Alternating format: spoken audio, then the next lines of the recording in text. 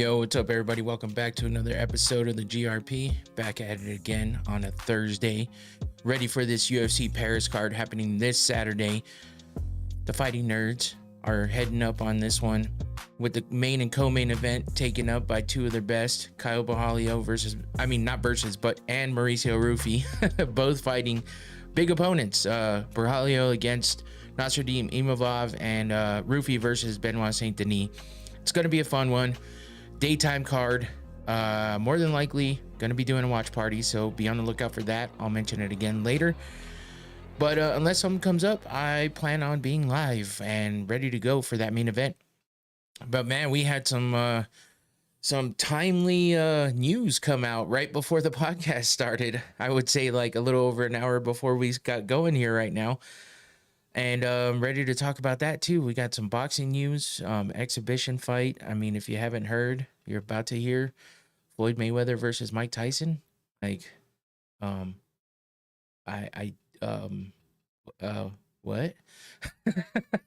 I'm not sure if I should be happy or bruh.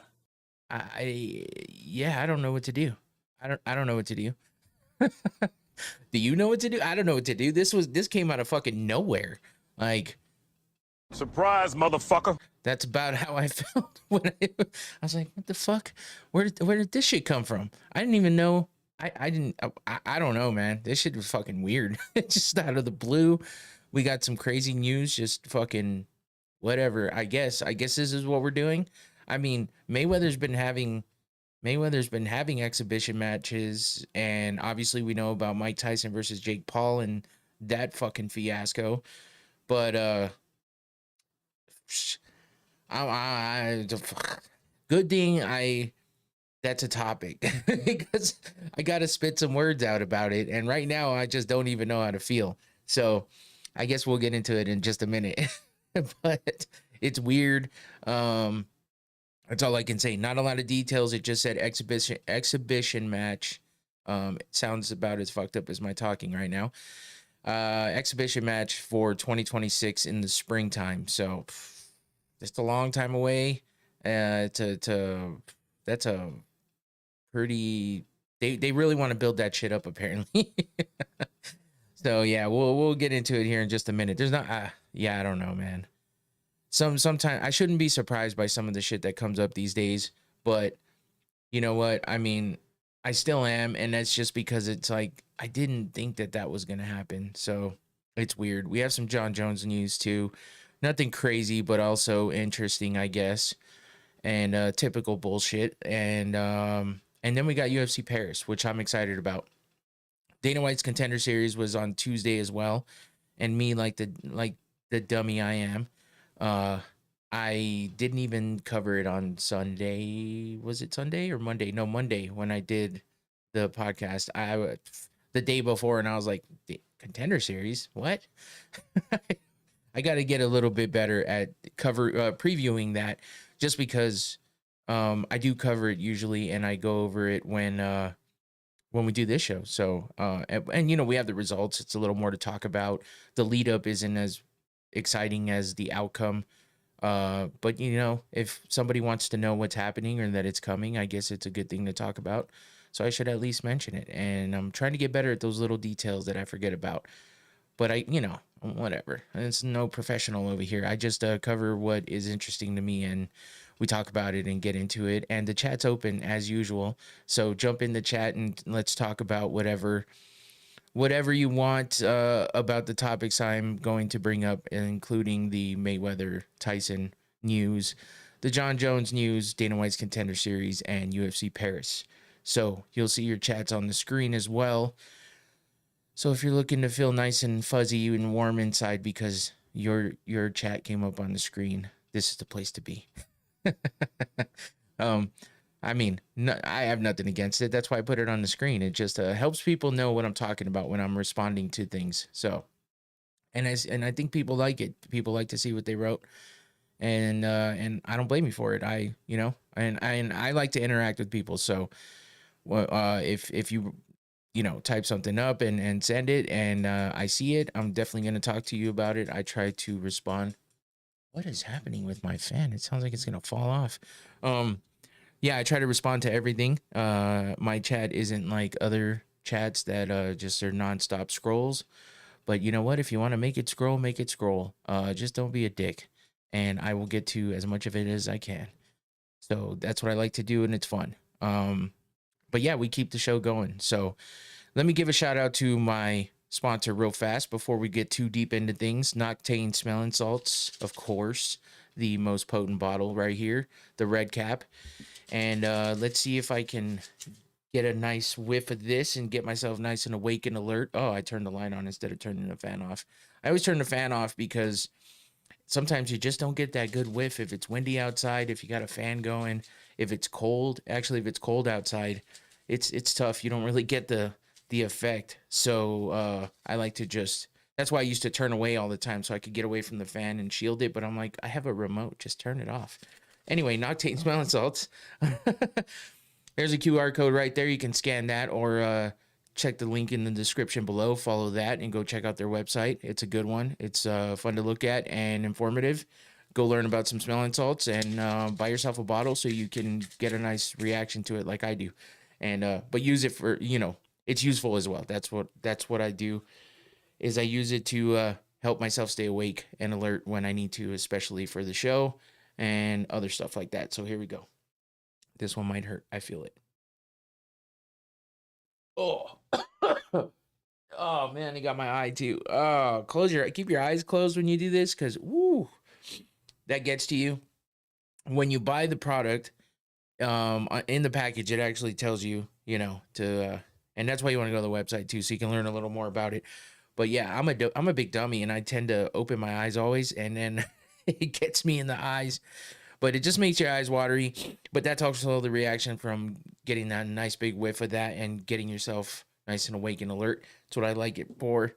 And it helps me with a lot of different things. So appreciate you, Noctane, for the sponsorship. If you go to their main page, scroll all the way to the bottom, it says proudly sponsoring the Going Rounds podcast. That's me. That's this show. And so I like to rep them and make sure that I give them a shout out and show the appreciation for the sponsorship. So thank you, Noctane. I love the product. I use it all the time. So here we go. That's it for that. Go get yourself some. And I guess that's it. I got to take a nice sip here so we can get to what we're here for.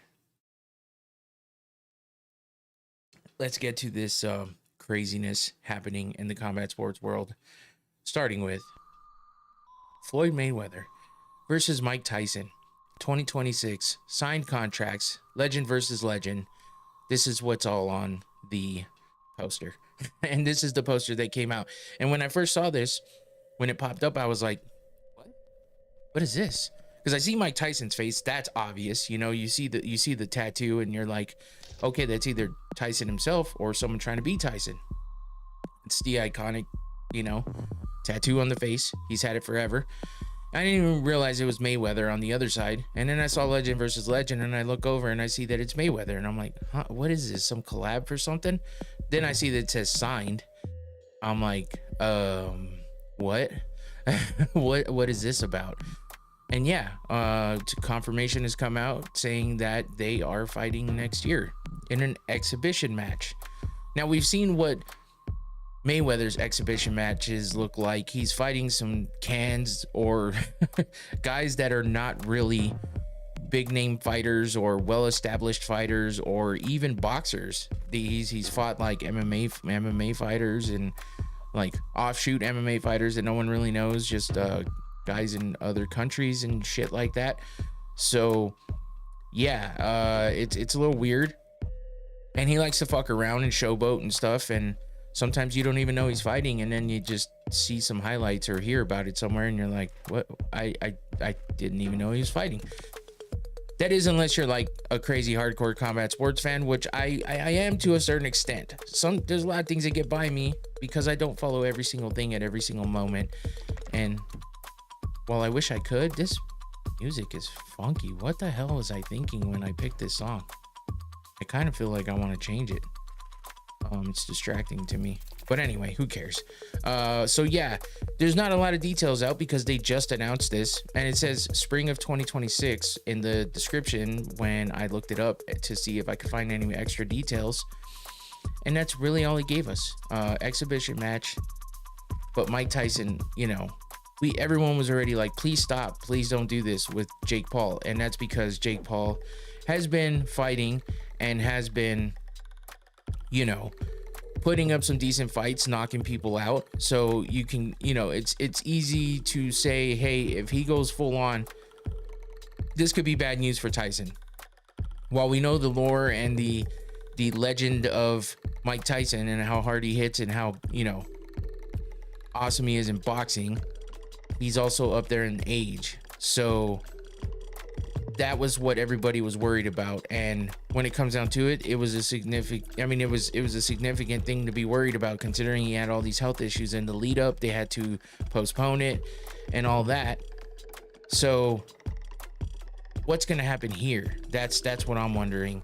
I don't know how this is going to work. No one knows at this point how it's going to work. So I'm changing this audio because I can't stand that sound. I don't know what I was thinking when I played that. I'd rather have something a little more upbeat and that doesn't sound weird. So there we go. Anyway, yeah, so I don't know what to do. I don't know what to think about this. I don't know how to feel about it. It's weird. What's gonna happen? How's it gonna go down? Is it gonna be a glorified sparring match? Is it gonna be worse than the Jake Paul Mike Tyson fight? Because that wasn't great. We didn't see a whole lot there. It was quite evident that no one was really going for a knockout.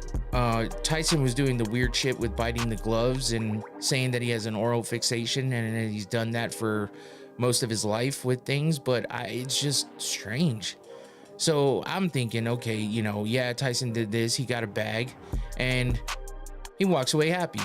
Fine, you know, the big Netflix event and all that. Now we're doing it again with Floyd Mayweather. Like, yeah, at least Floyd is a bit older, not as old as Mike, obviously, but he's still older. He's been retired for a while, has an undefeated record, and now they're gonna fight in an exhibition match. I don't even know what to say, man.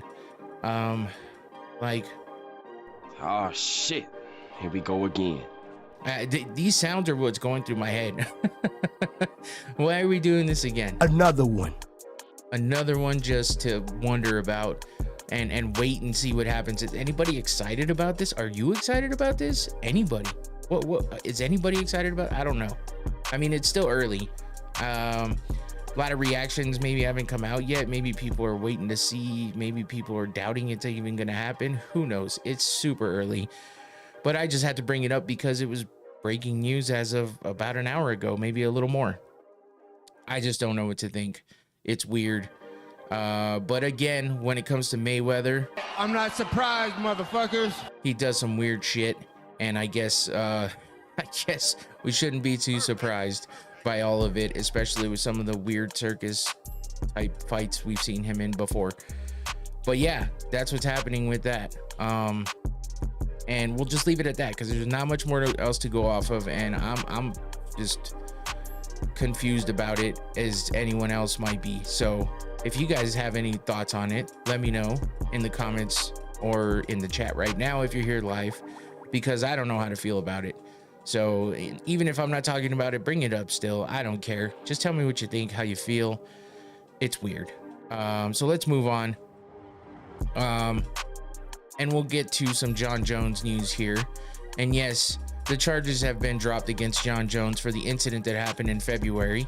If you remember, we were like, here we go again with this, with Jon Jones and his antics. So around the time of deciding to fully retire, he had this whole incident drop. Technically, it all came out directly after he retired, and kind of put a bad taste in everyone's mouth about his retirement. Made everyone wonder, is he actually retiring, considering the fact that this came out hours after he drops, you know, the retirement news. And then we hear about this whole thing with the woman in a vehicle that was crashed on the side of the road, intoxicated, half naked, talking about John Jones was driving. She was at his house and he was driving and he ran away. And we're like, wait, we've heard this before. Like, what the fuck? So, and of course, you know, we get the same old story. I mean, and then the things that came out after the video, the body cam video of the officer speaking to John Jones on the phone, and John Jones is like threatening him, telling him he's going to send his brothers that they've killed for less and all this other stuff. So everyone's like, what is actually happening here? And of course, since then we haven't heard much, and I kind of forgot about it. Well, it just came out that the charges have been dropped completely against John Jones. It says charges against UFC star John Jones were dropped by a New Mexico District Attorney's Office on Tuesday, September 2nd, 2025, concerning a February car accident.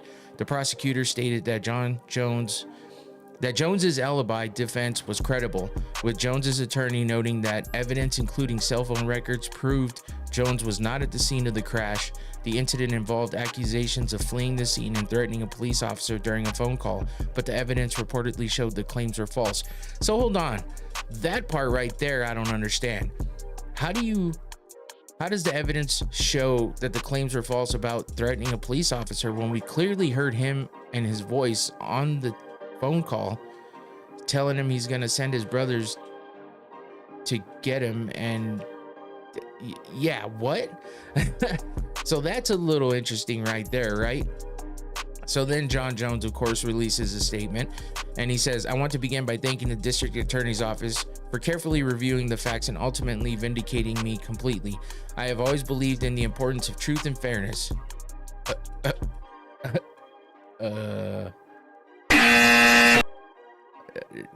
No.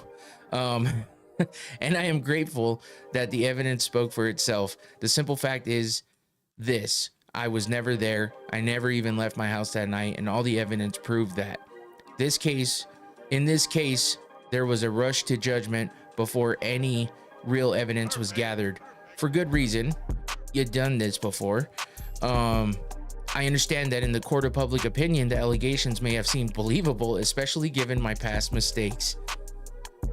At least you know. But by the time these claims were made public, I had just retired from competition, and that moment was stolen from me by someone who made false accusations to avoid a DWI and any real accountability. I sincerely hope that the individual is held responsible by Albuquerque's law enforcement. They not only disrupted my retirement, but also made our police department appear negligent in the process. It is deeply troubling that in today's world, a single false accusation can take so much away from someone before any evidence is even considered. And I agree with that portion, because that's true. And, you know, and also giving the benefit of the doubt, I have to say that just because you've had things happen in the past doesn't mean that you're always going to be that person.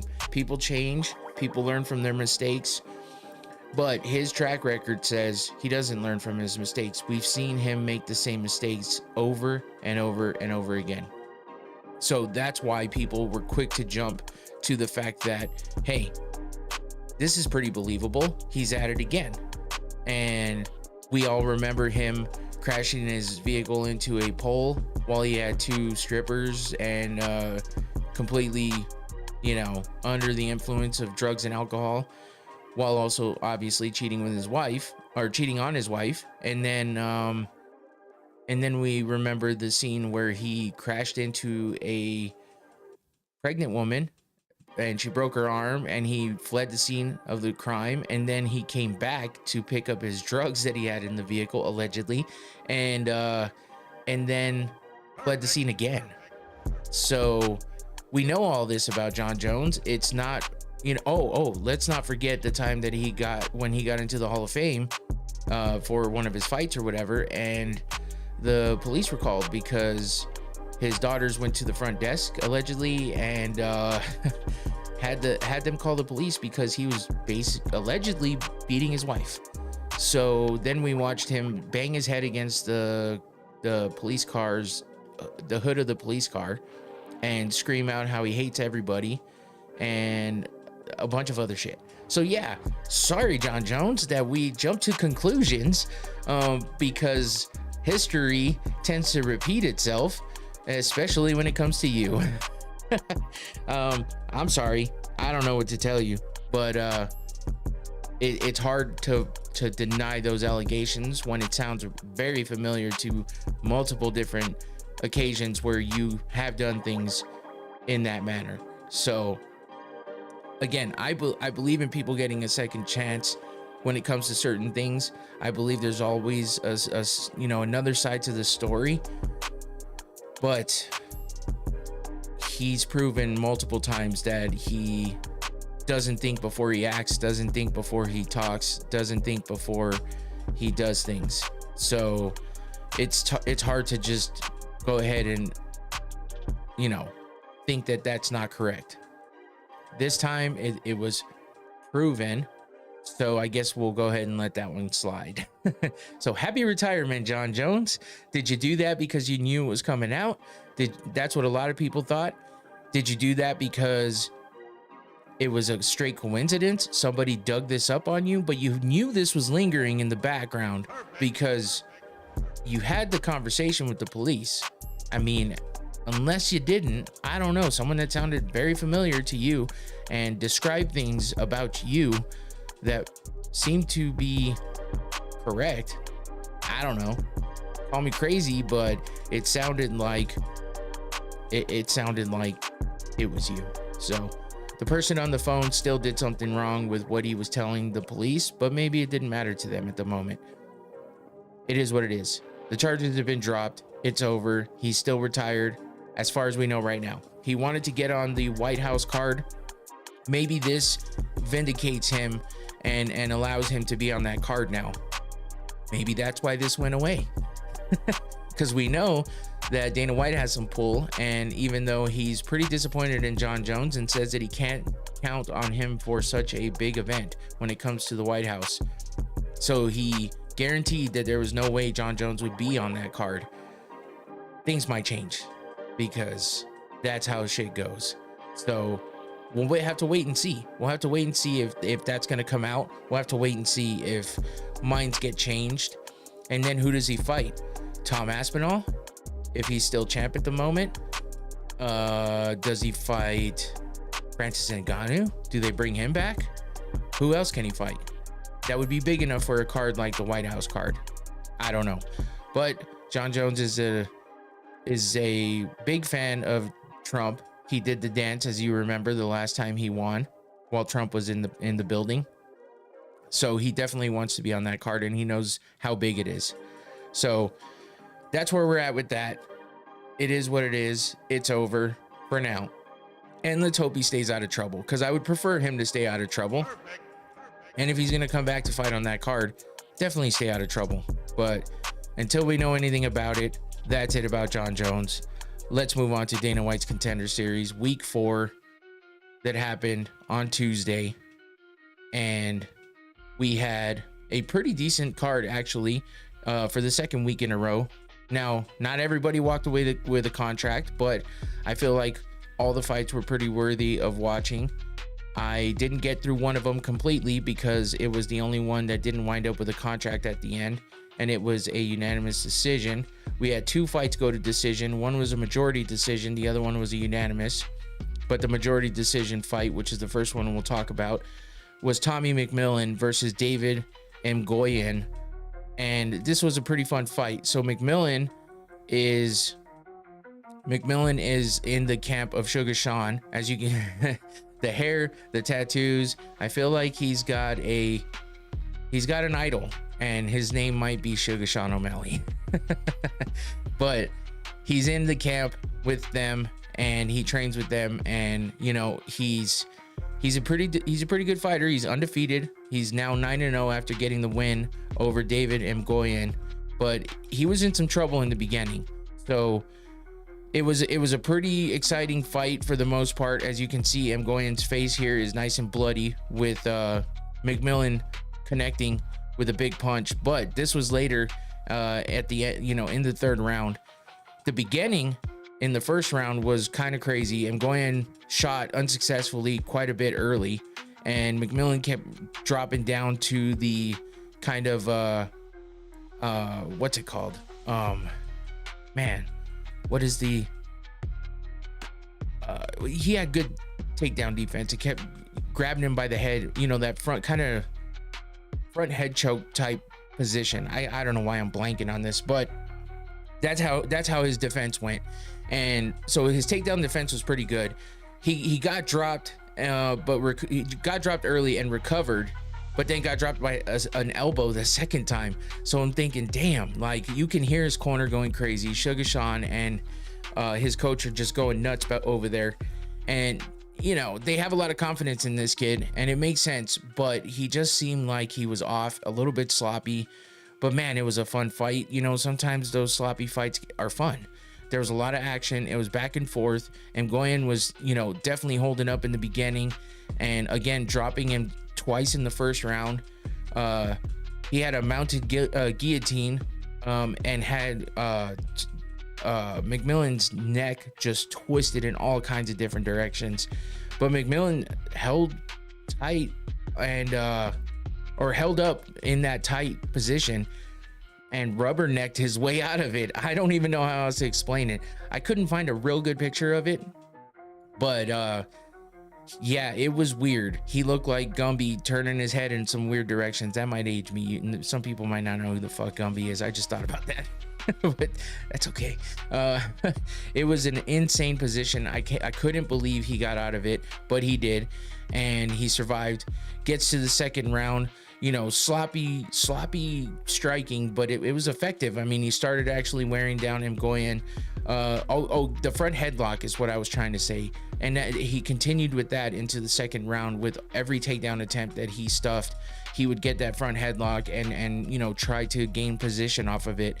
And it was just like that's his muscle memory, I guess, during a takedown attempt, because he continuously tried to get that position. So I mean, he leads a lot with his head, though. I don't know, maybe it looked more exaggerated because of how scruffy and fluffy and bouncy his hair is. Because everything he did, his hair was like this. But he led with his head, so much so that he actually cut Nguyen with over his eye, I think, or under his eye with a headbutt. Because they kept clashing heads as Nguyen was trying to go in for takedowns. McMillan would drop his head and lead in with his head.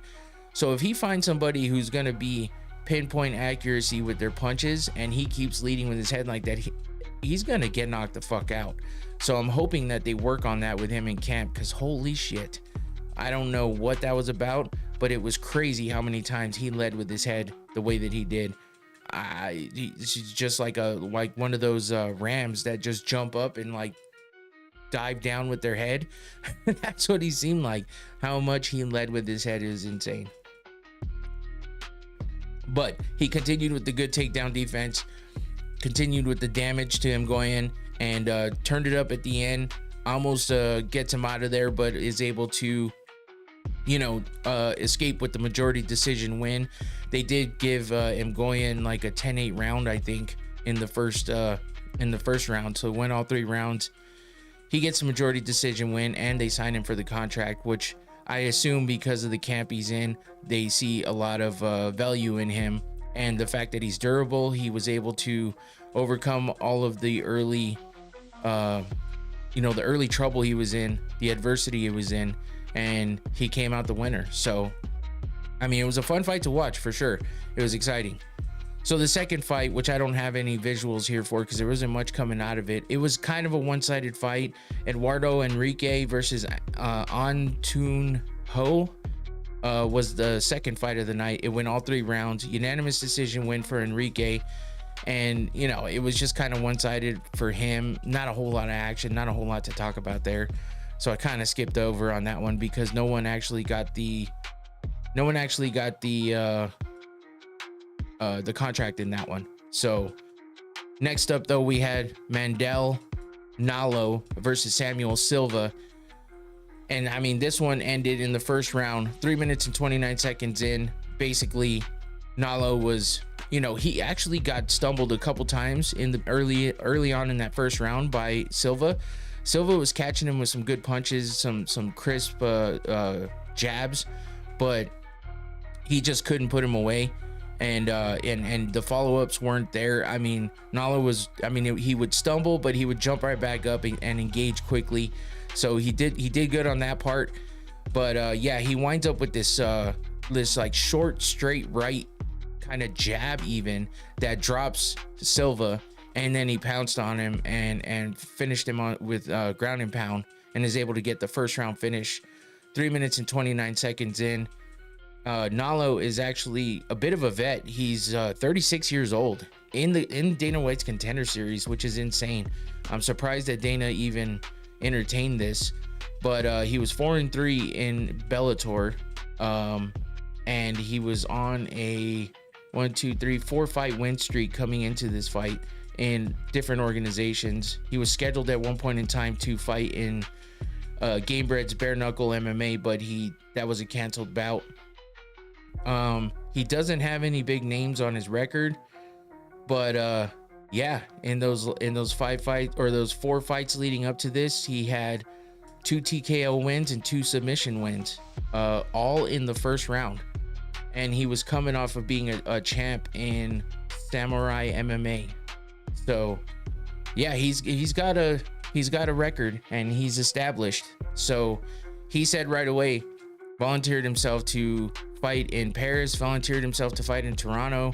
He said, I think it was Toronto or in Canada somewhere, but basically said, you know, hey, I'm ready to go. I'm well established. I'm not an up and comer. So throw me in there, coach, is basically what he said to Dana White. So he's ready to go. Good outing for him. Silva looked pretty decent on his own, but wasn't able to get the win here. Got finished in the first. And that brings us to the next fight. The brother of Mikhail Oleksiejczuk, Cezary Oleksiejczuk versus Theo Haig. This was another first round finish, so much faster. 36 seconds into the first round, Mikhail Oleksiejczuk's brother gets the win by TKO, and it was by hammer fist, as you can see here. But the ref stopped the fight. What we thought was a stoppage. He stopped the fight to call a timeout. It was an official timeout because Oleksiejczuk actually dropped Haig, but Haig was able to recover quickly and engage again.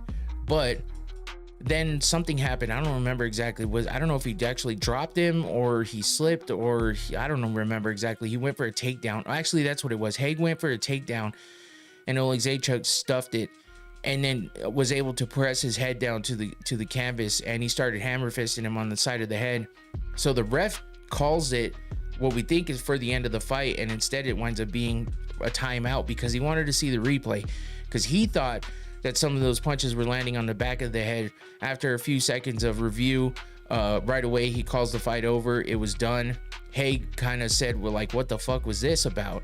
And he basically said, hey, listen, I believe you were out anyway, and I wanted to make sure that I wasn't, cutting you out of the fight and not calling the right thing. So he took a minute to look at the replay, which really kind of puts a damper on the win for Oleksiejczuk, but he still got the big win. Mikhail Oleksiejczuk runs in and is happy as hell for his brother. He gets the win. He gets the contract 36 seconds into the first round. I mean, you can't really deny how good that is. And with his brother being who he is, we got someone here to look out for coming into the UFC.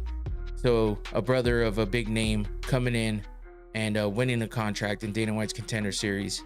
Then we get to the main event, another first round finish. Now, I don't know why, but I just have to play it because another one. It ran through my head the second I said it. Another first round finish. Jean-Paul Lebosnayani, I think is how you say his name. It's a tough one. Versus Jack Congdon and Lebos. I'm just gonna call him Lebos. He was doing well in that first minute, and a minute and 8 seconds in, he lands a head kick that stumbles Congdon, and then he catches him with a right hook on the way down, which is this picture you see here. And as he goes down, he catches him with that right hook and finishes him, gets the first round finish a minute and 8 seconds in, and gets the contract. So we got 4 out of 5 winners getting a contract into the UFC. McMillan coming from that Sean O'Malley camp. Mikhail Oleksiejczuk's brother, Nalo being an older vet, ready for whatever.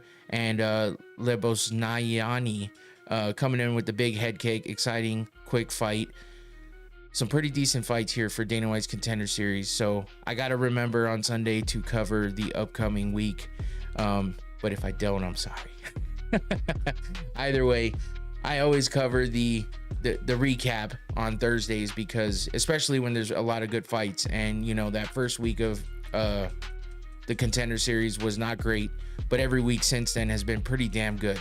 So 3 out of the 4 weeks having a lot of good fights and finishes, not a bad way to recover from that first week. So check it out on Tuesdays, 5 p.m. my time. I'm in Arizona. That's when it starts, and it's on ESPN Plus. Check it out if you are wanting to, you know, watch some fights on a Tuesday night. It's a different kind of feel, but you know, still that UFC production. So it's a good one to watch, and you get to see the up and comers and people from other camps and family members of fighters that are well established, all that good shit. So check it out. And that's it for Dana White's Contender Series. Let's move on to UFC Paris, and that is happening this Saturday.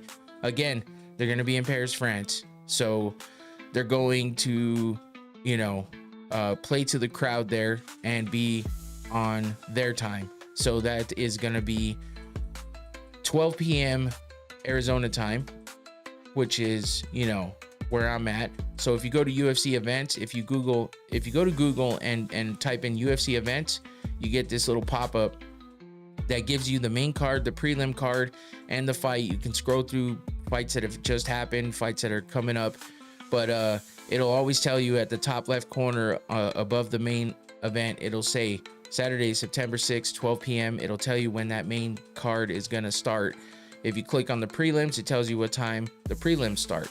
So I get a lot of people asking me what time the fights are on and stuff like that. So I like to give that heads up and let you know the easiest way to check it out, and to Google it to find it, you know, or just come here and find out, because yeah, you can come and watch the show and get a nice breakdown and preview of what's coming up, and then you can come back on Sundays and get the recaps. Yeah, sound good? Should do that, because it's a good thing to do and it helps me out, so I'd appreciate that a lot. So don't forget to subscribe and like the videos. Drop a comment if you're in here and it's not live. And if you want to jump in the chat, make sure you catch it live. So Saturday, Noctane Imavov versus Kyle Barralho, Fighting Nerds, which I totally forgot that I wanted to go ahead and pop on my Fighting Nerds glasses. You know, they're fugazi ones, but guess what? It's in the same realm of what they wear. I wasn't about to pay $20 for the UFC version of them, but I might at some point, because I think it's funny. I like the Fighting Nerds. They're a good group. Kyle Barralho, Jean Silva, Mauricio Ruffy, Carlos Prates, Mikel Olejniczak, who we just talked about, is now a Fighting Nerd. We got a couple women in there. It's a good group. It's a fun group. These guys are fucking animals. They're wild, and they're entertaining. They're exciting, and shit, most of them are doing pretty damn well in the UFC. So I support them, and it's fun. They have this little gimmick because they call themselves the Fighting Nerds. Kyle Barralho actually wears actual prescription glasses, so you see him with his, but I don't know if that's where it came from. I don't know the backstory to the glasses, but you know, they're called Fighting Nerds because they actually use, you know, scientific evidence of things in their training and stuff. And so I've heard. I don't even know. It is what it is. But it's a fun little gimmick, and they always put the glasses on other people. The UFC made them official Fighting Nerds glasses. I'll probably pick some up at some point, but at the moment, I bought these last time when Prates was fighting so we could wear them at the watch party. So I have a few of these little knockoff ones, and it'll do for now. But how long am I gonna wear them right now? I don't know, man.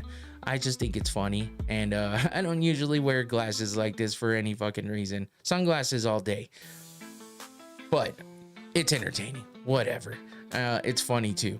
But yeah, Kyle Barralho versus Noctane Imavov, somewhat of a first round of a tournament style for the #1 contender, but not really, kinda, because one of these guys could get the title fight against Khamzat Chimaev if they get a big win here, because Imavov was kind of in line to go ahead and do that already.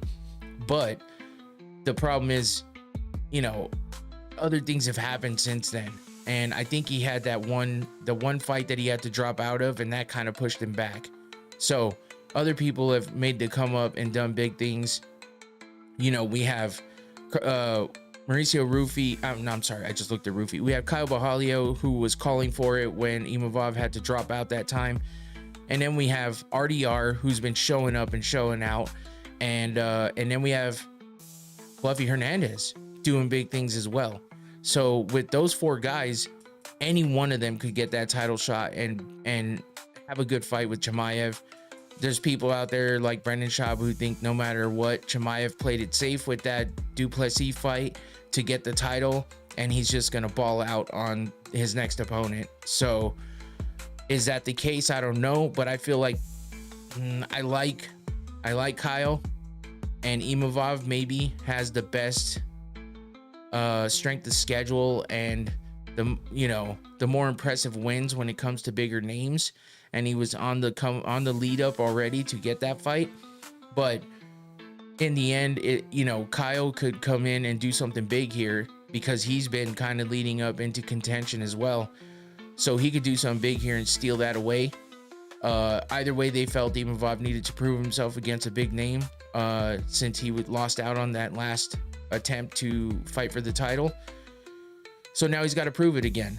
And with that being said, he's fighting Kyle Barralho, and I feel like the bigger matchup is RDR versus Fluffy. I feel like either one of those guys is probably going to give Khamzat a better fight. But I don't know, man. I don't know, because it could go either way, and that's why this is fun. So this is the first leg of what could happen. Big implications here, and Kyle and Imavov have some work to do, because if they don't want that title shot to get stolen from them by the later fight of RDR versus Fluffy Hernandez, then they need to do something big here and make sure that recency bias doesn't take over when those two fight. But yeah, that's what's coming out of this one. So also the reason for the glasses is because in the co-main event, we have another Fighting Nerd member fighting Mauricio Ruffy, fighting Benoit Saint-Denis. So yeah, Brazil versus Paris in those top two fights especially. It's gonna be a fun one, man. I'm excited for it, and I'm excited for the fact that it's happening during the day and I get to jump in on a watch party. So be on the lookout for that. When the main card goes live, I should be going live unless something keeps me from it. But as of right now, I'll probably be live with the glasses on, or at least getting them on at some point in time later in the fights. But for now, there's a lot of reflection, so I'm gonna go ahead and take those off. Maybe I'll pop them back on when we talk about those two co-main and main event fights with the Fighting Nerds included. Before that though, let's get into the prelims and talk about the rest of this card, because it's actually a pretty fun card all the way up and down.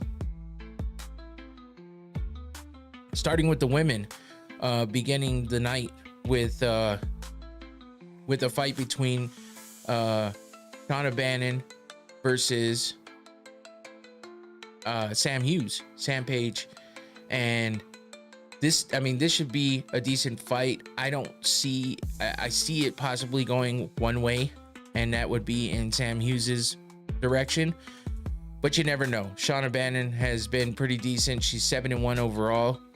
Sam Hughes is 10-6. I don't know that Bannon has really fought the type of opponents that Sam Hughes has, but she's 2-1 in the UFC with wins over Ellis Ardeline. That's a good one, but that was a split decision. And then she got a performance of the night bonus with an armbar finish over Pooja Tomar. But Tomar, she fought well in that one, but got finished in the second round. Shauna Bannon's first fight was a loss to Bruna Brazil by unanimous decision.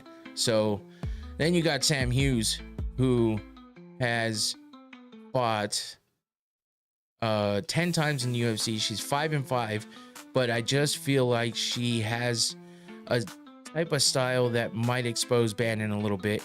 I could be wrong, but She's on a 2-fight win streak with 2 split decision wins in her last 2 fights against Victoria Dudakova and Stephanie Luciano. Before that, she lost to Yasmin Uruguay. All of her fights have been decisions except for one, which was a TKO win over Elise Reed. And a couple, I guess. She had a doctor stoppage for an eye injury TKO win over Tisha Pennington. So she's looked pretty good though, and everyone speaks highly of her when she fights and when she has a fight coming up.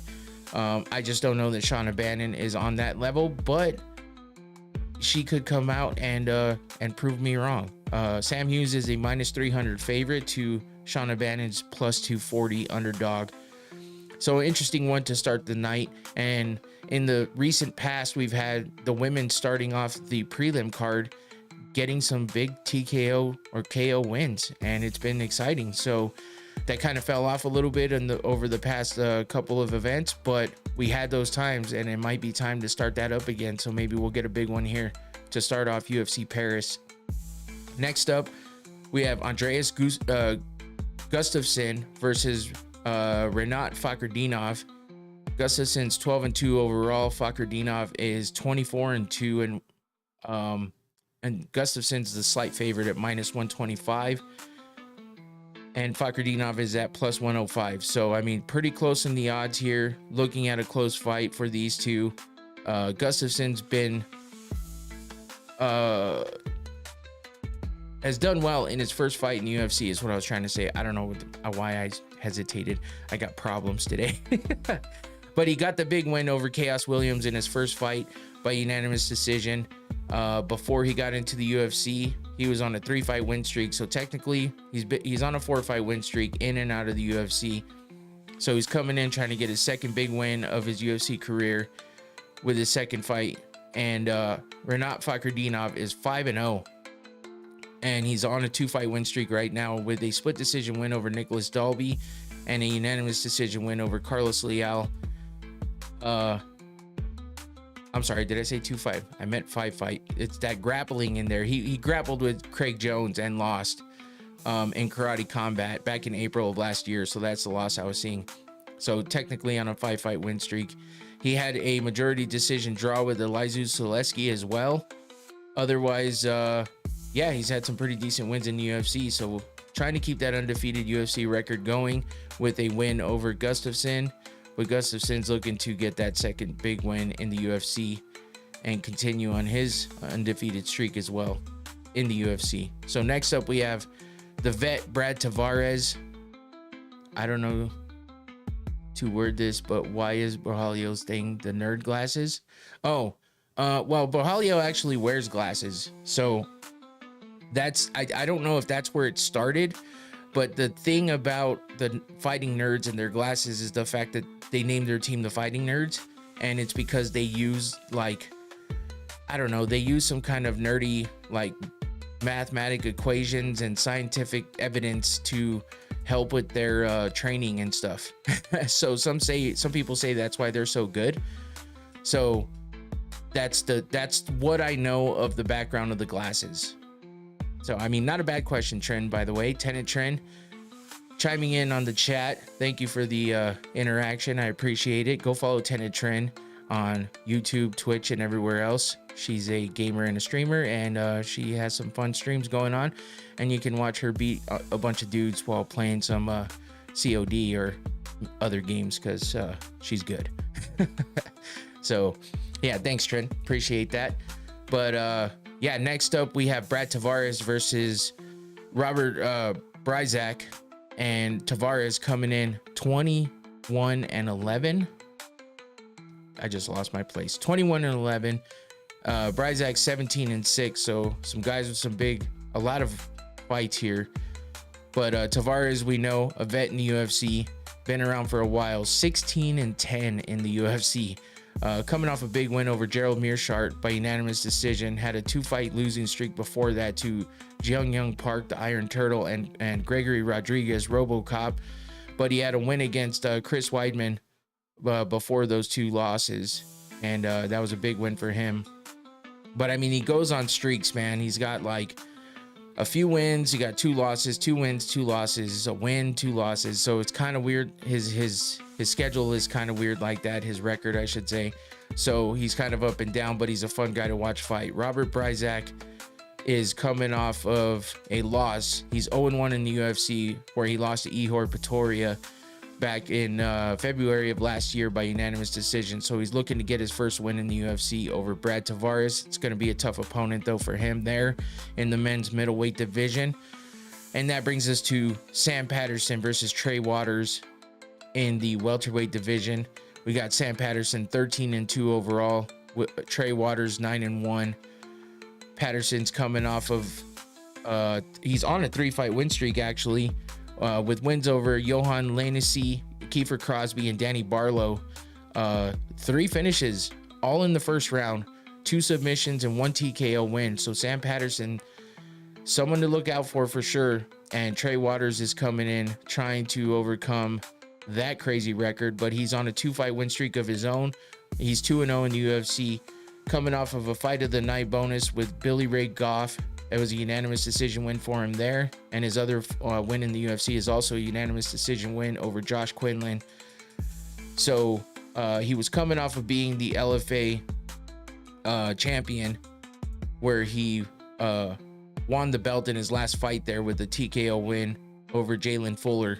So he's looking to extend his undefeated record in the UFC, as well as Sam Patterson. So that should be a good fight there, especially with Sam Patterson having those 3 wins in the first round, all by finish.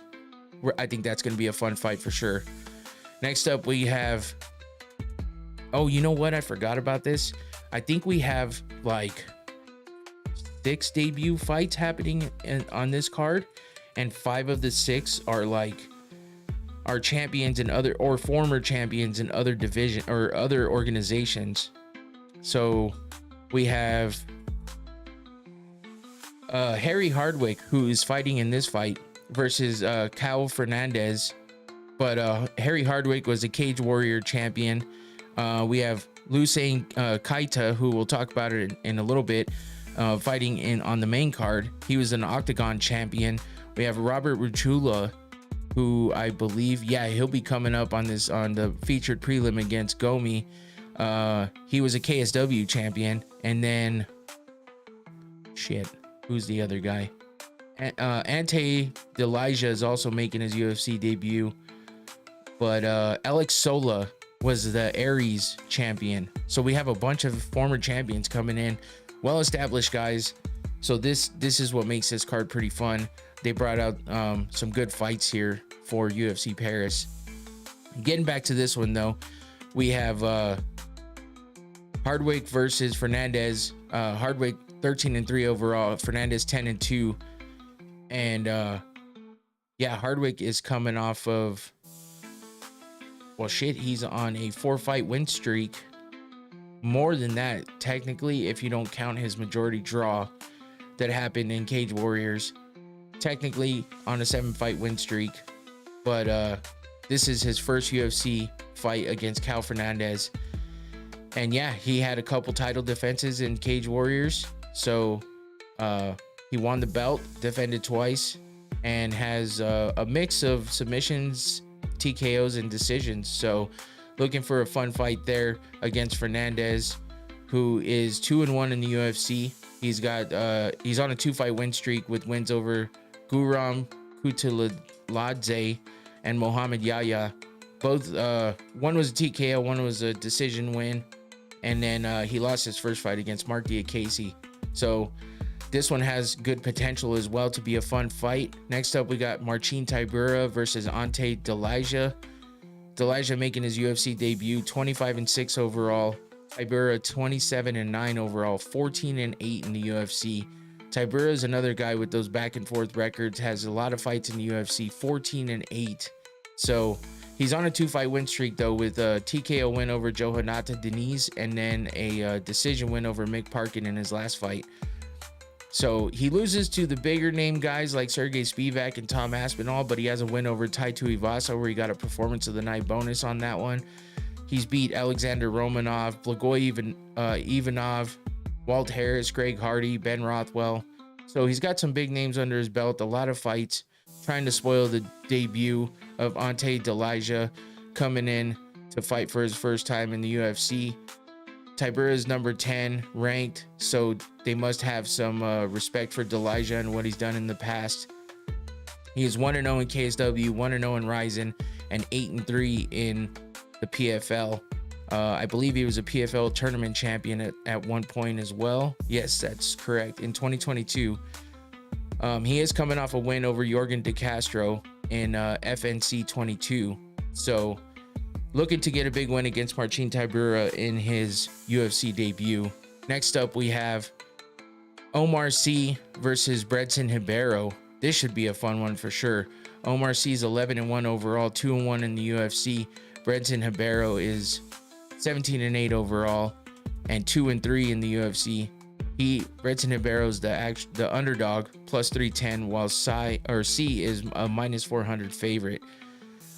Sy is coming off of a loss to Alonzo Menefield by unanimous decision, but before that was on a 2-fight win streak for his first 2 fights in the UFC with a submission win over Tuco Tucos and Dawoon Jung by unanimous decision. Matua says Omar Sy round 2 sub. Bredson is kind of buns. Yeah, I mean, that makes sense, man, especially from what I'm seeing here and what I've seen in the past. With Sy being the minus 400 favorite, not a great bet to make, but a good one to make if you want to win, I guess. You're just not going to get a bunch of money off that, but Sy by second round sub is what Matua is saying. Welcome back into the chat, Matua. Appreciate you for joining in as we go over this UFC Paris card. And we're on to the featured prelim now. We got William Gomes versus Robert Ruchula. Gomes is 14-3 overall, 4-1 in the UFC, and Ruchula is making his UFC debut while he's 11-1 overall. Gomes is a pretty fun guy to watch fight. I mean, he's 4-1 in the UFC, like I said. He's coming off a loss to Hader Emil by split decision, but before that, he won his first 4 fights in the UFC. And not too many big names. Joe Anderson Brito, split decision win there. Francis Marshall, split decision win. He had a TKO over Giannis Gamuri, and then a decision win over Jarno Aarons. So looking to get back in that win column after his first loss in the UFC, after he went 4-0 to get it started. But he's trying to spoil the debut of Robert Ruchula, making his UFC debut, 11-1 overall. He's 8-1 in KSW. He was the KSW champ. He defended his title. So his last 2 fights were wins, TKO wins for him there. 1 in the first round, 1 in the third. So he was a 2-time champ in KSW actually. So this has potential for sure to be a good fight. Ruchula looking to get his first, to get a win in his first fight in the UFC. Gomes looking to get back into that win column. Should be a good one there. By the way, I just realized I'm actually wearing my Colts hat because it is the first night of the NFL. Why I forgot that in the beginning, I don't know, because I was watching the first football game of the season right before I came in here. Which, I mean, come on, it was the Cowboys and the Eagles. Like, who gives a shit? But nobody gives a shit about my team either, because they're not great. But I rep them because I've been a fan for a long time. So it is what it is. Just like the Braves, you can talk shit all you want. I will ride for the Braves all day. The what the hell? Oh, I got an alert on my laptop. I'm like, what the hell's going on? So Gomes Styles on, dude. Yeah, I mean, what are you saying? I'm assuming you're saying Gomes is good to win on this one. He is the favorite, actually, minus 230. Ruchula is a plus 185. Slight underdog, nothing crazy, but yeah, I mean, I like Gomes' style for sure. I don't mind watching him fight either, so I could see him coming back and getting the win here, but should be a fun one for sure. So let's get over to the main card. And we'll start off with Patricio Pitbull getting his 3rd fight in like 5 months or some shit. So staying super active in the UFC after losing that first fight, comes back and gets a big win over Dan Ige, and now he's in there to welcome Hussein Kaita into the UFC. So this is going to be interesting because we got a 38-year-old pit bull, seems like way older even when it comes to MMA years, but yeah, 37-8 overall, 1-1 in the UFC, 12-2 by KO TKO, 12-1 by sub, 13-5 by decision, coming off a win over Dan Ige, like I said. But Hussein Kaita, 16-1 overall, 10-1 by KO TKO. Never been finished on the ground, but has no subs either. 6 wins by decision. Never lost in that category either. He's on a 5-fight win streak coming into the UFC. A lot of people are pretty high on this guy Kaita.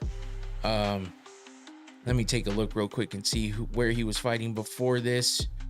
Octagon.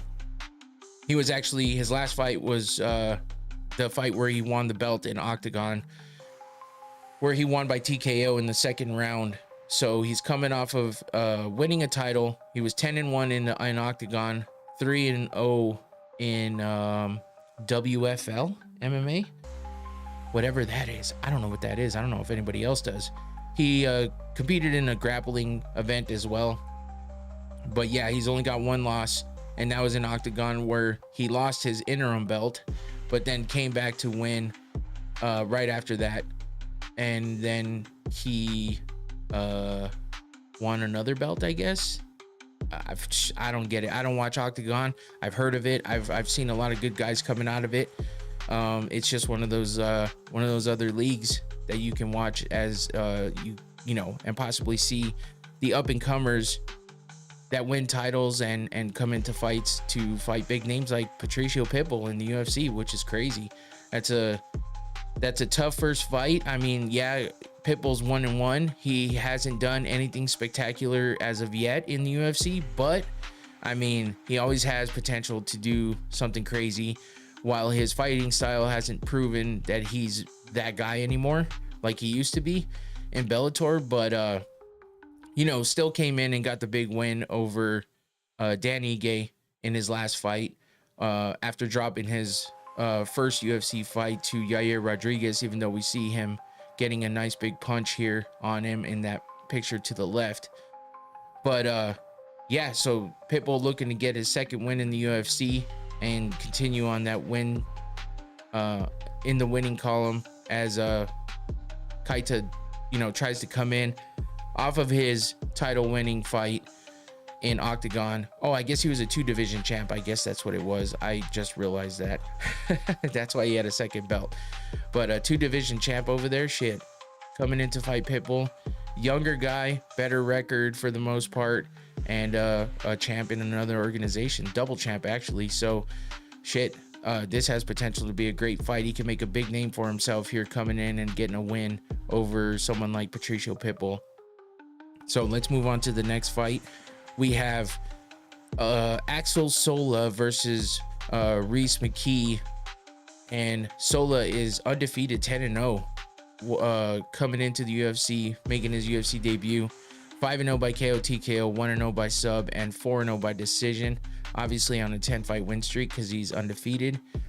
And Reese McKee, 1-4 in the UFC. That's fucking a tough record, man. But sometimes these guys who come in undefeated to the UFC haven't seen a level of competition that guys in the UFC,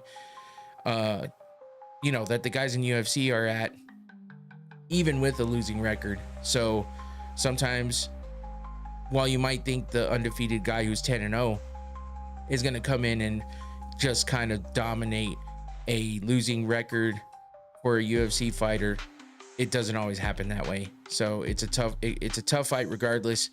Reese McKee's 11-2 in KO TKO, 3-0 by sub, and 0-4 by decision. So he definitely does not want this to go to decision, but he's good on the ground because he's never been submitted and has a few submissions of his own there. But look at that, 11-2 by KO TKO. While Sola still has the most wins in his record by KO TKO, it's, you know, he has almost as much by decision. So we'll see what these guys have to bring to the table for this fight. Let's look at Sola and see what he did and where he fought before. Oh yeah, he was an Aries champion. He defended his title 4 times. So well-established champion. He was the champ there for since 2023. Couple of bonuses: fight of the night, performance of the night. All but 2 of his title fights were won by finish, all by TKO, and then a couple were, one was a majority decision draw, one was a unanimous decision, which was his last fight in Aries. So 10-0, 5-0 in Aries, 5-0 in Brave. So he fought in a couple of well-known organizations. Hasn't lost since he was an amateur in 2019. Doesn't count on his professional record, obviously, so he's undefeated. And then we got Reese McKee, 14-6 overall. And he's with that losing record, 1-4 in the UFC. It's tough, man. It's tough, but the UFC is a tough place to be. But he is coming off a win over Daniel Frunza, doctor stoppage TKO in the first round. After the first round, performance of the night bonus for him there. Before that, he was on a 2-fight losing streak with losses to Chidi Njokuani and Angelosa for his first 2 fights in the UFC. And on this round, he was in the UFC previously where he lost twice in a row. He lost to Khamzat Chimaev, the first fight ever in the UFC. So that's a tough fucking first fight back in 2020 when Khamzat was an animal. I mean, obviously he's a champ now, but in 2020 he was a different kind of animal back then. So he also lost to Alex Morono. Tough opponents for those first couple fights in the UFC. So he gets out of the UFC, goes to I don't know, what is that? Cage Warriors, and gets a win, wins a title, defends a title, or unifies a belt, I guess, and then makes it to the UFC, loses twice again, and then comes back and gets a performance of the night TKO win for his last fight in the UFC. So let's see what he can do, continue on that winning streak, or drop another fight to the debut of Axel Sola. So it should be a decent fight. And yeah, we'll see what they bring to the table as well. Next up, we have Balaji Oki versus Mason Jones. And yeah, this should be a good one, I think, in the lightweight division for sure. We got 10-2 for Oki, 2-1 in the UFC, 5-0 by KO TKO, 1-1 by sub, and 4-1 by decision. He's coming off a win. Mason Jones has not been stopped in Mason Jones takes it. Yeah, Matua, I mean, that's what it's looking like. He's never been stopped in his career. He's 7-0 by KO TKO, 3-0 by sub, and 6-2 by decision. So his only losses have come by decision. He's 2-2 in the UFC. So those 2 losses came in the UFC. He is coming off of a win. Let's take a look at Balaji Oki. And he's 2-1 in the UFC, coming off a win to Michael Aswell by unanimous decision back in May of this year. He lost to Chris Duncan for his only loss in UFC, and then had a win over Timmy Kuumba by decision. So his wins have come by decision. I'm not sure though if he's gonna make it to decision with Mason Jones. And I think Mason Jones probably edges it out. Matua probably has that one correct. While Mason Jones is 2-2, he is coming off a win over Jeremy Stevens. That was a big win considering he was fighting Stevens in his hometown, and they brought Stevens in for that one-off. He was in the UFC previously with loss to Ludovic Klein, and then a win to David Onama, or over David Onama. So, and then a loss to Mike Davis, but he got a fight of the night bonus in that one. That was his first fight in the UFC. So he's definitely looking to come in and continue winning against Balaji Oki. But Oki does have, Balaji Oki has some skills, man. So you can't count him out completely. But, if Mason Jones comes in with the right head frame, then I think he can definitely take this one. Should be a fun one to watch, though, for sure. Next up, we got Modestas Bukauskas versus Paul Craig. And shit, Paul Craig talked about retiring in his last fight. He said if they didn't offer him another fight that he was just going to retire. So what mental headspace is he in? He hasn't been doing so well. Yeah, Matua says Modestas dust Paul Craig. And yeah, that's what I'm saying, man. It's like, it's tough to talk about Paul Craig being competitive, but you know, he's great on the ground. Look at those submissions, 13-2. He's 0-2 by decision, but he's 4-5 by KO TKO, 9-9 in the UFC. That's a tough fucking record, man. 17-9 overall. And I mean, he's older, 37 years old, but he just does not do well on his feet. He's got 4 wins there, but those 5 losses, oof. He's just not great on his feet. The ground game is his game, and if he gets you down there, he's definitely gonna wrap you up and get you in a good position to get a submission of his own. But he's got to get you there, and that's the thing. So can Bukauskas keep him from taking him to the ground? That's the question here. That's how we're gonna see what happens. Paul Craig's only a plus 260 underdog, while Bukauskas is minus 330. So nothing crazy. So I mean, the books still have some faith in Paul Craig, I guess, because he's not a crazy underdog. And but yeah, Bukauskas is 6-4 in the UFC, 10-4 by KO TKO, 3-1 by sub, 5-1 by decision. So obviously not a lot of losses by sub, but not a lot of anything in the submission column for Bukauskas. So he keeps it on the feet with that 10-4 KO TKO wins, and 5-1 by decision. He's on a 3-fight win streak, while Paul Craig is on a 3-fight losing streak. So that's an interesting one right there, because damn, you come in with a guy who's on a 3-fight win streak. Does Paul Craig get knocked out? More than likely, Zambiblor. I'm sorry, I always stumble on your name. I know I've seen you in here before, so welcome back. Thank you for the interaction. Appreciate you. But yeah, I kind of feel like if Paul Craig loses, it's gonna be by KO TKO for sure. I mean, if he gets it to the ground, it's gonna be interesting. But I think Bukauskas has the skills to maybe keep anything from happening to him down there, or at least keep himself out of trouble down there. He's on a 3-fight win streak, like I said, with a win over Ian Cutelaba in his last fight by split decision. He had a TKO win over Rafael Carcaria. That was a first round TKO win for him. And then Marcin Prachnio, he beat by submission in the 3rd round. His last loss was by TKO to Vitor Petrino. But he has a win over Zach Pauga as well, and Tyson Pedro.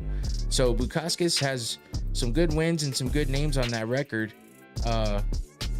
And obviously we know Paul Craig has fought a fuckload of people in the UFC. 9-9, that's 18 fights, a lot of losses. His last fight was a no contest to Rodolfo Bellato. I forget exactly what happened in that one, but it wasn't a great fight at all. It was a first round no contest. He lost to Bo Nickel, Kyle Barralho, and Brendan Allen. Tough fights, man. Tough names, tough opponents. Kyle's fighting in the... He beat the champion, Ankalaev. Yeah, that's right. Did he? He fucking did. That was back in 2018, though. That was a triangle choke. But shit, you're right, Zambiblor. I kind of forgot about that because he has so many fucking fights. I mean, he lost to Khalil Roundtree and Tyson Pedro before that. But yeah, he did beat Magomed. So that's a feat, but we've seen what he's done lately, man, and it's not been good. Bo Nickel, Kyle Barralho, Brendan Allen finished 2 out of those 3 fights. He took Bo Nickel to a decision, but you know, he didn't do a whole lot. I mean, he did kind of slow Bo Nickel down a little bit, but before that, he had a win over Andre Muniz with a performance of the night bonus, TKO win there. So, but he's fought people like, is Roundtree a fraud? Nah, I don't think so, man. Honestly, I like Khalil. I think he just falls short in those really big fights. You know what I mean? Look at how he survived with Poatan. That was pretty impressive, I thought. So I don't necessarily think, I don't think he's a fraud. He does have some bad losses, but I feel more like he just falls a little short. That's all. I think he has the potential, but there's something missing there. And I don't know. I don't know that he has enough time in his career with all the damage he's taken and his age. And you know, the the way that he holds up to all of the damage and stuff, I don't know that he has the time to fix whatever is wrong there, whatever's missing, whether it's mental, physical, or technique, or just overall talent, I guess. I don't know what it is, but I mean, it's Roundtree is far from a fraud. Yeah, I mean, that's kind of how I feel too. I mean, he was like over 300 pounds back in the day and got into MMA to, you know, lose weight kind of, but yeah, delivers absolute violence for sure, especially in that fucking, in his last few fights, man. It's crazy, especially what he was able to withstand against Pereira. So yeah, I just think that he falls short a little bit, and I don't know that he has the time to fix that and catch up to the highest levels. So I mean, Zambibler, I understand what you're saying and where you're coming from with that, but I believe in Roundtree a little more than that, and I feel like he's proven it enough to say he's not a fraud. He's just not champion caliber, not in this lifetime, not with everyone else who's been a champ there, and I don't know that he'd beat Ankalaev either. So it's a tough one, but yeah, it is what it is. So yeah, Paul Craig, that's a tough one for sure for him against Bukauskas, and I'm pretty much thinking that Craig's gonna probably drop that one. So, and maybe this will be his retirement fight, who knows. But let's get into the first of the two fighting nerds fights, and this is the co-main event. We'll throw the glasses back on for this one. You can laugh at me some more, but we got Benoit Saint-Denis versus Mauricio Ruffy. This should be a fun one, man, for the co-main event. Now, we know that Benoit Saint-Denis has done a lot of big things in the UFC, and he was on a hell of a rampage in the beginning, but you know, he got stopped and he kind of hit a wall. So not saying that he's still not great, it's just he didn't look good after losing to Dustin Poirier. The way that he lost to him too was crazy, but he's still tough as hell, and he still has a lot of potential. He's only 29 years old. So is Ruffy. So they're still young. They still have a lot of time. And we, you know, it wouldn't hurt to see BSD bounce back because of the way that he started off in the UFC. But fighting an opponent like Ruffy, it's going to be tough, because look at how he finished his last fight against King Green. Was that his last one? No. Wait, what the fuck? Oh, I clicked on the wrong one. I was like, wait a minute, he didn't fight all those people. Anyway, he's 3-0 in the UFC. Yeah, the last one was that spinning heel kick to King Green, where he got the performance of the night bonus, obviously. But and yes, you know, he beat James Yontop, where people were like, I don't know about this, because he took him to decision. And that was after he got that flying knee TKO win over Jamie Malarkey, where he also got a performance of the night bonus. And then he had that, you know, good win in the Contender series. So I mean, he's not as well established as the rest of the fighting nerds, but you know, still a hell of a fighter, undefeated in the UFC, and has a lot of potential. 11-1 by KO TKO, never been finished on the ground. 0-0 by sub, and 1-0 by decision. So yeah, I mean, it's a pretty impressive record so far. Only one loss in his career total. And then we got Benoit Saint-Denis, 14-3 overall, 6-3 in the UFC, 4-2 by KO TKO, 10-0 by sub. So that's the big one right there, 10-0 by sub, while Ruffy's never even been on the ground damn near because he's got no wins and losses there. So we got grappler versus striker type shit, you know, back in the day, the way that the matchups used to be. And yeah, he's 0-1 by decision. He is coming off a win. So if Ruffy doesn't get subbed, Ruffy TKO round 3. That's a good call. Is this 5 rounds? No, this is a 3-round fight. It's not like the Aljo and Lopez. I mean, I'm sorry, Ortega fight. For some reason, that was 5 rounds. I'm not even exactly sure why. But yeah, let's take a look at Benoit Saint-Denis. You remember that crazy head kick to fuck, why did I just forget his name? Damn it, Matt Frivola. So that's that first picture there, and then the big elbow there to I don't even know who that is. Prepelic, maybe. Anyway, yeah, I mean, he doesn't have the biggest strength, the hardest strength to schedule, but Ruffy's only 3-0 in the UFC, so that doesn't really matter. But he's got wins over Ismael Bonfim, Thiago Moises, obviously Matt Frivola, you see there. Those were he had 3 bonuses in a row. Moises was a fight of the night, Frivola performance of the night, and then he lost to Dustin Poirier, but he got fight of the night in that one, where he took that vicious punch by Poirier. He beat Mark Diakese in a grappling event last year, but then he lost to Renato Moicano as well. He got busted the fuck up by Renato Moicano. Holy shit, that's why people are not so high on Benoit Saint-Denis right now. Obviously, he beat Kyle Prepelic in his last fight by arm triangle choke in the second round, but I mean, the fight to Poirier where he got knocked out, and then the way that he got handled by Moicano, it was a doctor stoppage in the second round, is why people are a little worried about Benoit Saint-Denis and how he's going to do against somebody like Mauricio Ruffy, who, you know, is explosive, has exciting fights, and obviously highlight knockouts. I mean, even against Yontop, where he, you know, went to unanimous decision, or went to a decision with him, and, you know, you can still see the way he caught him with this. I mean, if Yontop didn't have a goddamn, you know, monstrous fucking gigantic head that could take the punishment, I think Ruffy would have been able to finish him as well. But Yontop is a different kind of dude, as you can see in that picture. He's busted up and bruised up and shit, and he's still hanging in there and takes it all 3 rounds. So but yeah, this should be a fun fight between Benoit Saint-Denis and Mauricio Ruffy. And that brings us to the main event to wrap it up. Well, before we get to the fight predictions, the fight wheel predictions, we'll see what happened with the fight wheel in the Shanghai card. But for now, we'll go over this main event.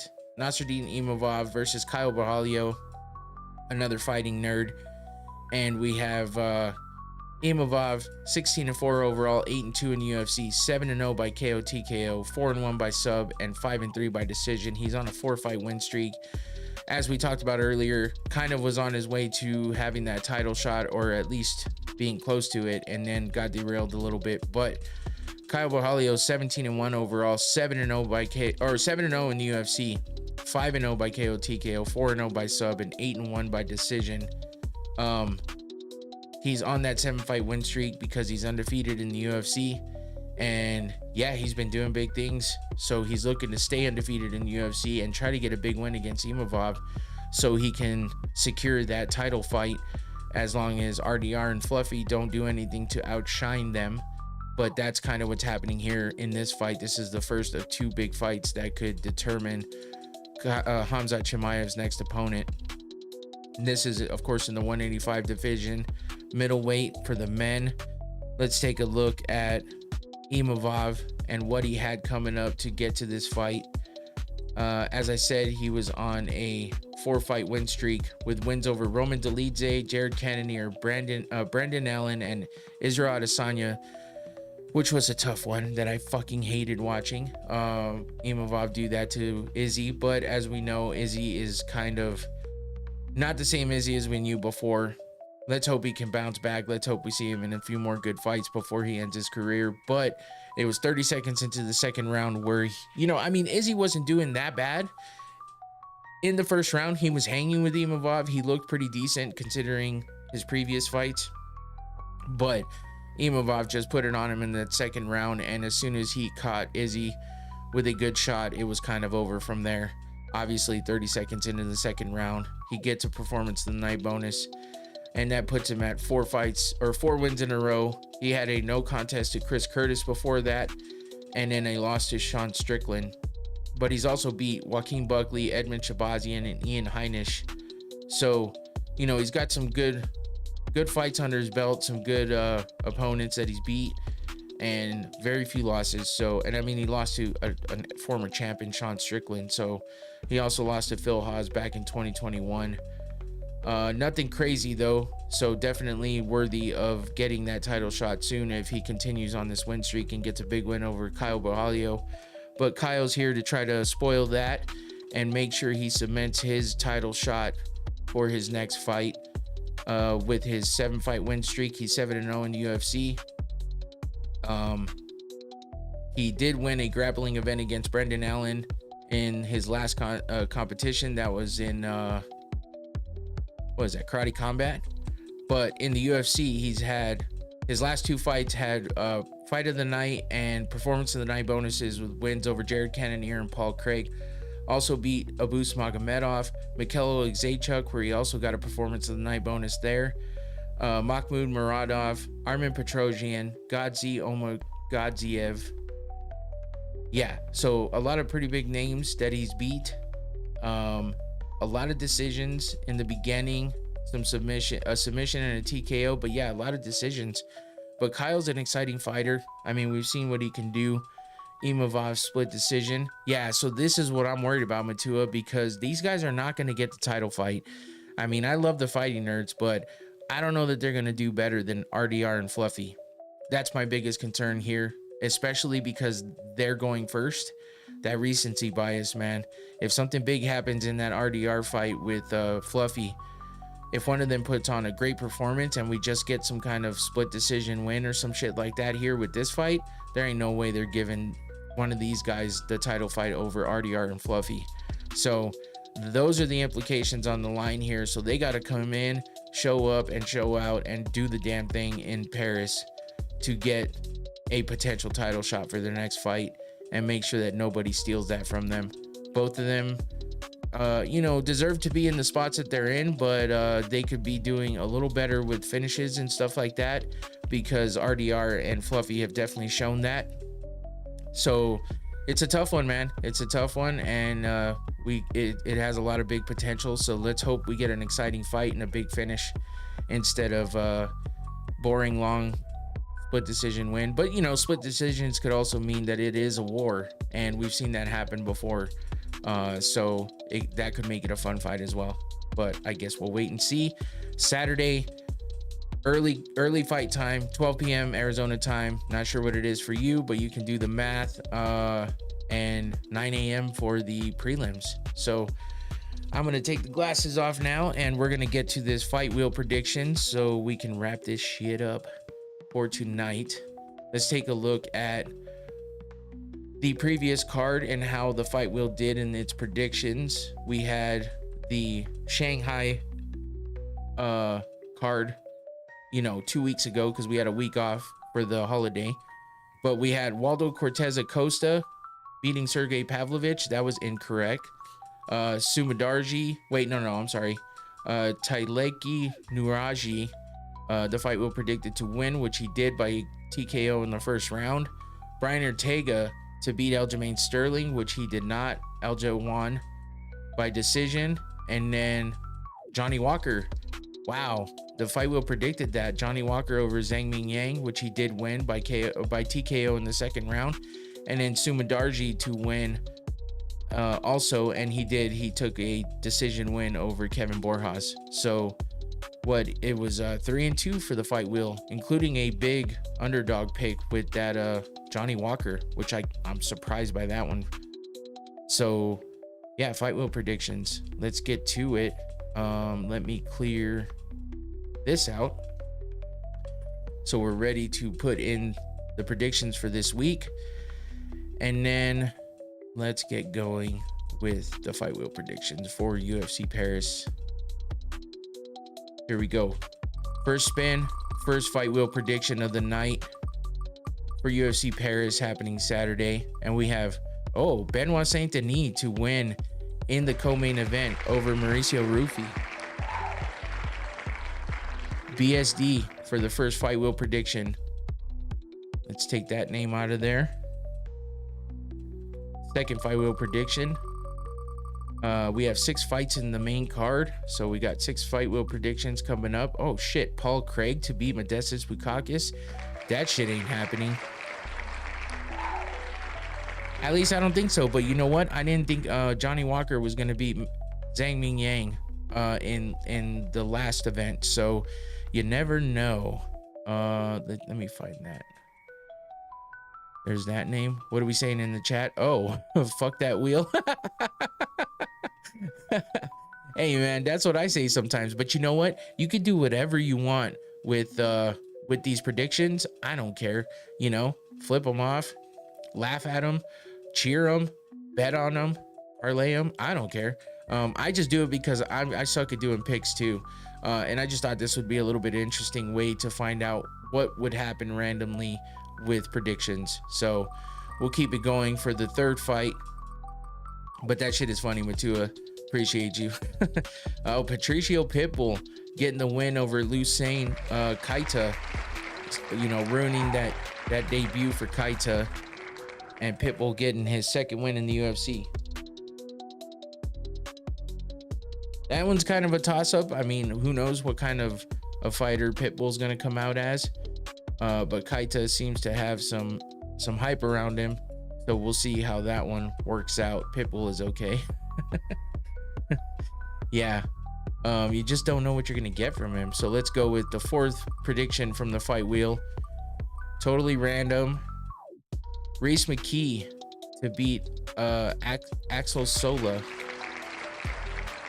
and spoil his UFC debut. So the guys debuting are not gonna have good luck according to the fight wheel. Let's see what you're saying in the chat. Pitbull is okay, McKee is okay. All right, so he's fucking with those so far. All right, so did I get rid of that name? 1, 2, 3, 4. Oh no, Sola, get rid of that one. All right, 2 more fights left for the fight wheel predictions for UFC Paris. Let's see what it has. Balaji Oki to get the win over Mason Jones. Ooh, I don't know about that one. You're not gonna like that one, Matua, right?